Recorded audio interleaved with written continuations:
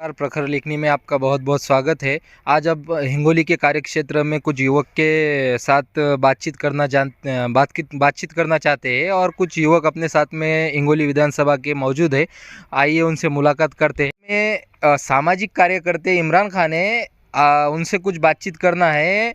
हाल ही में गुजरात सरकार ने मुफ्ती सलमान अजहरी साहब को रिहा किया है, इसके बारे में उनसे अपने को जानकारी लेना है। सलमान अजहरी साहब को जो है तो गुजरात सरकार ने रिहा किया है, इसके बारे में आप क्या कहेंगे? अभी अभी देखो, मुफ्ती सलमान अजहरी साहब को 1 साल से जेल के अंदर रखा गया था और उन्होंने जो जुमला बोला था, कोई गलत जुमला नहीं बोला था, एक शेर बोला था जिसके वजह से उनको 1 साल तक सज़ा दी गई। और सरकार भी इस तरह की ऐसी है कि जो शेर बोलता है उसको अंदर कर देती है और जो डायरेक्ट चैलेंज करता है उसको बाहर छोड़ती है। यहाँ की सरकार जो अपने महाराष्ट्र की है और उनके जो अपने यहाँ के मुख्यमंत्री है वो भी उनके सर पर हाथ रखते हैं कि उनको कुछ नहीं होना चाहिए। आप जितना प्रेशर अब ये पूरे मुस्लिम समुदाय ने किया है, इसके बदौलत मौलाना मुफ्ती सलमान अजहरी साहब को बेल हुई है। और मैं सरकार से भी ये उम्मीद करता हूँ कि जैसा उनको 1 साल की बेल दी है तो उसको आगे भी बढ़ाते जाए और इस तरह के कानून कोई भी चीज़ जैसा कोई एक शेर बोलने पर लगाते हैं तो वैसे ही कोई अगर गलत बात अगर कोई मुस्लिम समुदाय के ख़िलाफ़ अगर कोई करता है तो उसके ख़िलाफ़ भी ऐसे ही कार्रवाई की जाए। सर्वसामान्य कानून होना चाहिए, सबके लिए बराबर का कानून होना चाहिए, ऐसा सामाजिक कार्यकर्ते इमरान खान बोलते हैं। और मुफ्ती सलमान अजहरी साहब को जो है तो 1 साल की रिहा दी गई है, आगे इस बिल को बढ़ाया जाए ऐसी अपील उनके माध्यम से हुई है। ये आज की परिस्थिति है, उसके ऊपर कुछ प्रश्न आपसे जानना है। पहला प्रश्न ये रहेगा हमारा कि मराठा आंदोलक मनोज जरांगे पाटिल साहब के मराठा आंदोलक को आप कैसे देखते हैं? सबसे पहले तो मैं प्रखर लिखने का शुक्रिया अदा करता हूं कि उन्होंने मेरी बात को रखने का मौका दिया। देखिए, मराठा आंदोलक मनोज जरांगे पाटिल साहब एक छोटे से गांव का किसान आज पूरी महाराष्ट्र की सियासत हिलाता है। अंतरावली सराटी जैसे एक छोटे से गांव से निकलकर इतना बड़ा नेता मराठा समाज के लोग बनाते हैं और यकीनन ये एक हमारे डेमोक्रेसी की खूबसूरती है, हमारे डेमोक्रेसी की अच्छाई है कि एक सर्वसामान्य कार्यकर्ता भी एक बड़ा नेता बन सकता है। और मनोज जरांगे पाटिल साहब का जो संघर्ष है, यकीनन हम उसको सलाम करते हैं। एक छोटे से कार्यकर्ता ने आज पूरी महाराष्ट्र की सरकार को हिला कर रखा है। लाखों मराठा है, एक बोलने के ऊपर लाखों मराठा एक जगह हो रहे। तो मुझे यकीनन मनोज जरांगे पाटिल साहब का संघर्ष आने वाली विधानसभा में दिखेगा। उन्होंने अपने समाज के लिए इतने दिनों से भूख हड़ताल की है, लेकिन सरकार ने अभी तक जो है तो मराठा समाज का प्रश्न जो है तो निकाल ही नहीं लगाया, मार्ग ही नहीं लगाया। इसके बारे में आप क्या कहेंगे? देखिए, मुख्यमंत्री शिंदे साहब जब मुख्यमंत्री थे, उन्होंने एक कमेटी भी बनाई और मराठा समाज को एससीबीसी के अंदर से 10% रिजर्वेशन देने की बात की है। लेकिन वो होता ऐसा है, सरकार तो रिजर्वेशन दे देती है लेकिन वो कोर्ट में नहीं टिक रहा है। रिजर्वेशन अगर देना है, मराठाओं को आरक्षण देना है तो कोर्ट में टिके जैसा रिजर्वेशन देना चाहिए, क्योंकि इंदिरा स्वामी का एक जजमेंट है सुप्रीम कोर्ट का, उसके अंदर स्पष्ट किया गया है कि 50% के ऊपर जो सीमा है आरक्षण की, वो आगे नहीं जाना चाहिए। इसकी वजह से कहीं ना कहीं वो सरकार तो रिजर्वेशन दे देती है लेकिन बाद में वो कोर्ट में चैलेंज होने की वजह से वो रिजर्वेशन टिक नहीं पाता है। तो सरकार को भी चाहिए कि अब आने वाली जो सरकार है मराठाओं को एक मजबूत रिजर्वेशन दे ताकि उनका भी इकोनॉमिकली, सोशली और पॉलिटिकली डेवलपमेंट हो।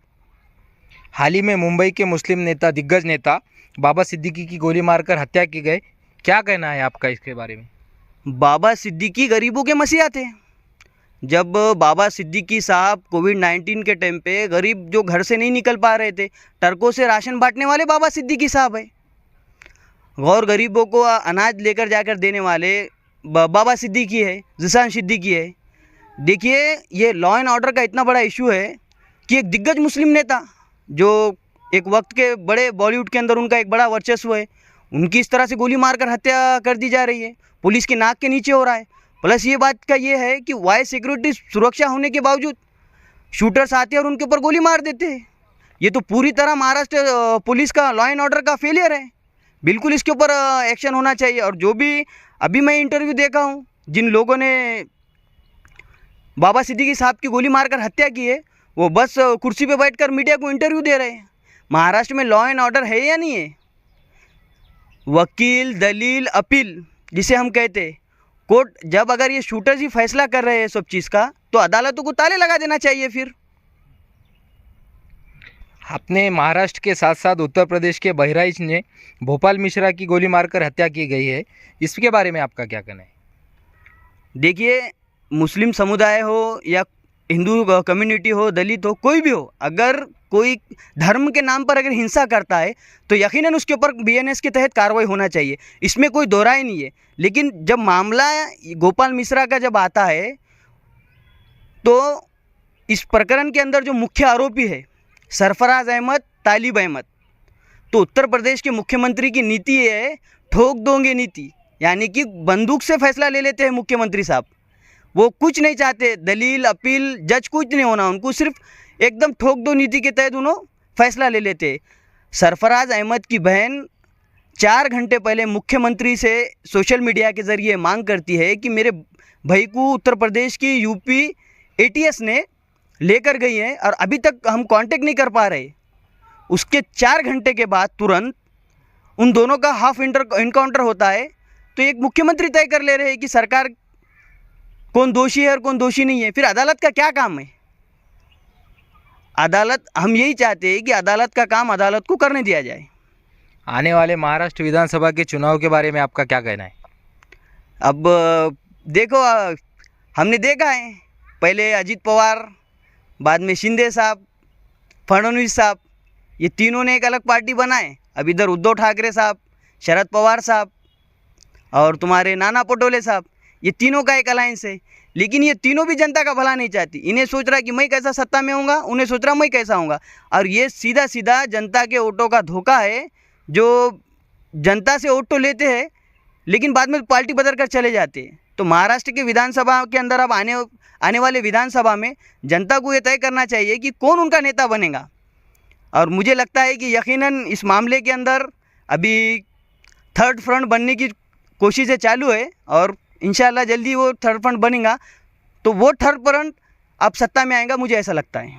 एमआईएम महाराष्ट्र अध्यक्ष और माजी सांसद इम्तियाज़ जलील साहब ने नांदेड़ लोकसभा का चुनाव लड़ने का फैसला लिया है, उन्होंने ऐसी घोषणा की है, इसके बारे में क्या कहेंगे आप? देखिए, मजलिस इत्तेहादुल मुस्लिमीन के जो रियासती सदर है जनाब इम्तियाज़ जलील साहब, उन्होंने जो है तो महाराष्ट्र लोकसभा से बाई इलेक्शन लड़ने का फ़ैसला लिया है और यकीनन उनको लड़ना चाहिए। देखिए, एक पॉलिटिकल पार्टी का काम क्या होता है? इलेक्शन लड़ना पॉलिटिकल पार्टी का काम है। और नांदेड़ के अंदर अच्छी खासी जो मुस्लिम आबादी है, दलित अगर मिल गए, मराठा भाई अगर हमारे मिल गए, तो यकीनन इम्तियाज़ जलील साहब लोकसभा में जाएंगे। देखो, हिपोक्रेसी क्या है पता है क्या आपको? हिपोक्रेसी यह है कि महाराष्ट्र के अंदर 48 लोकसभा सीटें हैं। 48 लोकसभा सीटों में से महाविकास आघाड़ी ने एक तरफा मुस्लिम वोट लिए पूरे, लेकिन एक भी मुस्लिम खासदार उन्होंने लोकसभा में नहीं भेजे। एक में वो खासदार औरंगाबाद से इम्तियाज़ जलील साहब थे। इम्तियाज़ जलील साहब औरंगाबाद लोकसभा से खासदार थे, लेकिन ये लोगों ने षड्यंत्र रच के उनकी सीट गिराए। और जब अब नांदेड़ लोकसभा से इम्तियाज़ जलील साहब लड़ने की बात कर रहे हैं, तो ये लोग फिर से आरोप लगा रहे हैं कि ये लोगों को बांटने के लिए आए। डेमोक्रेसी है, हर किसी को लड़ने का अधिकार है, बिल्कुल हम पॉलिटिकल पार्टी है और इम्तियाज़ जलील साहब को इलेक्शन लड़ना चाहिए। क्यों लड़ना चाहिए? क्योंकि ये लोग हमारी हिस्सेदारी नहीं दे रहे। ये लोग हमारे वोट तो लेते हैं लेकिन हमें हिस्सेदारी नहीं देते। हमारी हिस्सेदारी के लिए, हमारी आवाज़ के लिए यकीनन इम्तियाज़ जलील साहब को इलेक्शन लड़ना चाहिए। आए दिन मोहम्मद पैगम सल्लल्लाहु अलैहि वसल्लम हो, प्रॉफिट मोहम्मद के शान में गुस्ताखी हो रही है और सरकार उस पर ठोस भूमिका नहीं ले रही है, इसके बारे में आप कहेंगे, क्या कहेंगे? सरकार ने क्या भूमिका लेनी चाहिए? देखिए, सबसे पहले तो ये है कि ये मामले क्यों आ रहे हैं। देश की इंटीग्रिटी और सोवरेनिटी का मामला है। कोई भी महंत उठता है, महाराज उठता है, जैसा कि अभी उत्तर प्रदेश के अंदर यति नरसिम्हानंद है, उसने नबी करीम सल्लल्लाहु अलैहि वसल्लम के शान में गुस्ताखी की है, जो बिल्कुल भी एक मुसलमान होने के नाते कभी बर्दाश्त नहीं कर सकते हम। अहमदनगर के अंदर रामगिरी महाराज हैं, उन्होंने भी उठे कि ये तो एकदम गलत स्टेटमेंट दिए नबी के ख़िलाफ़ में, जो कि एक मुसलमान होने के नाते हम कभी बर्दाश्त नहीं कर सकते। मुझे ऐसा लगता है कि सरकार को इनके ऊपर unlawful activities prevention act UAPA के तहत कार्रवाई होना चाहिए। दूसरा जो मामला है नेशनल सिक्योरिटी एक्ट रासुका के तहत इनके ऊपर गुने दाखिल होना चाहिए। छोटे मोटे कलमा लगाकर इनके ऊपर कार्रवाई नहीं हो सकती। नीतीश रानी भी आए दिन भड़काऊ भाषण दे रहे हैं, ज़बान संभाल कर बात नहीं करते, कभी बोलते मुसलमानों को मस्जिद के अंदर घुसकर मारेंगे। क्या मतलब है इसका? क्या हम इतने कमज़ोर थोड़ी ना है कि आप हमें घुसकर मस्जिद में मारेंगे। सरकार का ये फेलियर है, सरकार कहीं ना कहीं ये लोगों को कंट्रोल नहीं कर रही है, उसकी वजह से ये सब हो रहा है। मोदी सरकार ने संसद के अंदर जो है तो वक्फ बोर्ड का संशोधन अधिनियम लाया है, इसके बारे में आपकी क्या राय है? देखिए, सबसे पहली बात तो मसला ये है वक्फ बोर्ड का कि हिंदुस्तान के अंदर सबसे पहली जो प्रॉपर्टी है वो रेलवे की है। उसके बाद में जो है तो वो है डिफेंस यानी कि रक्षा मंत्रालय की। तीसरे नंबर पे है वक्फ बोर्ड की। वक्फ बोर्ड का जब बिल सदन के अंदर आया तो वो वक्त में जिन नुमाइंदों को हमने चुन के दिया था यहाँ से, जब सदन के अंदर ये चर्चा हो रही थी तो ये वो लोग हैं सदन से वॉकआउट कर गए। हमारे वोट तो लेते हैं लेकिन हमारी तर्जुमानी पार्लियामेंट में नहीं करते। तो यकीनन मुसलमान इस बार ये लोगों को भी ध्यान में रखेंगे और आने वाले इलेक्शन में हम इसके जवाब देंगे। हिंगोली विधानसभा कार्यक्षेत्र में तत्कालीन विद्यमान आमदार तानाजी मुटकुड़े का कार्यक्षेत्र आपके विधानसभा मतदार संघ में क्या क्या रहा, क्या विकास कामें रही? देखिए, तानाजी मुटकुड़े साहब ने तो इतना विकास करे कि मामूली सा अगर सर्दी जुकाम का पेशेंट भी सिविल हॉस्पिटल में अगर हम लेके चले जाए तो वहाँ पे बैठे जो वाले रहते डॉक्टर, कब इनको नांदेड़ रेफ़र करना बोल के। तो ये डेवलपमेंट है। कॉलेज हमारे हिंगोली ज़िले के अंदर लॉ कॉलेज नहीं है बच्चों के लिए। आज भी अगर LLB की डिग्री करना है तो नांदेड़ जाना पड़ता, हमको परभनी के कॉलेज में जाना पड़ता। मेडिकल कॉलेज नहीं है, एक ज़िला है ना ये, तो ये होना चाहिए सब चीज़ें, लेकिन ये चीज़ें नहीं है। मेडिकल कॉलेज होना चाहिए। ये पूरी तरह से जो है आमदार तानाजी मुटकुड़े साहब का जो काम है वो सिर्फ आमदार थे ऐसा लगता है, लेकिन वो जनता के बीच में कभी नहीं आए। एक बार चुन के आए तो उसके बाद में दिखे नहीं। सिर्फ ये लोगों ने क्या करे, पॉलिटिक्स को एक कमाई का जरिया बनाया और ख़ुद के बड़े बड़े जो बंगले हैं वो बना के लिए। लेकिन आप नए चेहरे को संधि देंगे क्या? कौन से चेहरा आप पसंद करते हैं अभी तो युवा होने के खातिर? एक अच्छा सेकुलर जो हर समाज को, हिंदू मुस्लिम दलित सिख ईसाई सबको लेके चलने वाला ऐसा चेहरा होना चाहिए हिंगोली विधानसभा से, जो हर समाज को, हर तबके को, हर छोटी मोटी लोगों को साथ में लेकर उनकी समस्याओं पे बात हो, ना कि धर्म पे बात होनी चाहिए। ऐसे इंसान को हम बिल्कुल चुन कर देंगे इस बार। और अभी तो कैंडिडेट डिक्लेयर नहीं हुए हैं, उसके बाद में फैसला लेते हैं क्या होता है। आए दिन युवाओं में दिन ब दिन बेरोजगारी बढ़ रही है, इसके बारे में सरकार ने अहम भूमिका क्या लेनी चाहिए? अपने शहर के नज़दीकी MIDC का भाग है लेकिन अपने युवा आज भी बेरोजगार दिखते हैं, इसका सरकार का कुछ अहम भूमिका इसमें क्या होनी चाहिए? देखिए, अभी तो यूनाइटेड नेशन की रिपोर्ट है अनएम्प्लॉयमेंट रिपोर्ट, उसके अंदर ये भी बताया गया है कि भारत के अंदर युवा शक्ति बहुत है। अगर ये युवा शक्ति का सही तरह से इस्तेमाल करा जाए तो भारत ग्लोबल इकोनॉमी के अंदर अपनी मजबूत पकड़ बना सकता है। यानी कि हम विश्व की अर्थव्यवस्था के अंदर हमारा एक अहम एक्टिव रोल निभा सकते। लेकिन क्या वजह है कि जो युवा है उनके पास डिग्री तो है लेकिन नौकरी नहीं है। मामला ऐसा हो चुका है, पढ़ाई तो करते हैं लेकिन सरकार नौकरी नहीं देती। क्या करेंगे युवा? अगर सरकार की जिम्मेदारी है ये कि युवाओं को काम देना, उनको उनके हाथ तो रोज़गार देना, लेकिन सरकार नहीं देना चाहती ये सब चीज़ें। युवाओं को रोज़गार तो नहीं मिलता है, लेकिन आपके हिंगोली विधानसभा कार्य क्षेत्र में अवैध धंधे ज़ोरों शोरों पे चलते हैं। इस पे सरकार प्रशासन की अहम भूमिका क्या होनी चाहिए और इस अवैध धंधे किस तरीके से बंद करने चाहिए? अवैध धंधे को लेकर तो देखिए, पहला गुटखा मटका गांजा, हमारे पास आम है, ड्रग्स, ये सब चीज़ें आम हो गई है।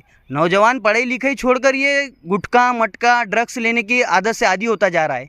इसके ऊपर प्रशासन भी क्या करती है, कभी एक आधी कंप्लेंट कर दिए तो चुप दिखाने के लिए एक आधी छोटी मोटी कार्रवाई करती है, जबकि कार्रवाई ऐसी होनी चाहिए कि दोबारी बार वो घटना ना हो। और कहीं ना कहीं सत्ता में बैठे लोग ये सब चीज़ें चला रहे हैं। पुलिस भी देख चुप थोड़ी सर की कार्रवाई करती है, दिखाए जैसा, बस उतना ही कार्रवाई होती है। लेकिन सख्त कार्रवाई होनी चाहिए, ऐसी कार्रवाई हो कि दोबारी बार वो ड्रग्स या गुटखा मटका वो बिल्कुल पूरी तरह से बंद होना चाहिए। ये युवा वर्ग अपने साथ में थे और हिंगोली विधानसभा कार्य क्षेत्र में जो भी कुछ मामले सामने आए हैं, आज युवा वर्ग के तरफ से अपन ने समझ के लिया है। प्रखर लेखनी के लिए मैं शेख फैसल, हिंगोली। प्रखर लेखनी, लेख मराठी अस्मितेचा।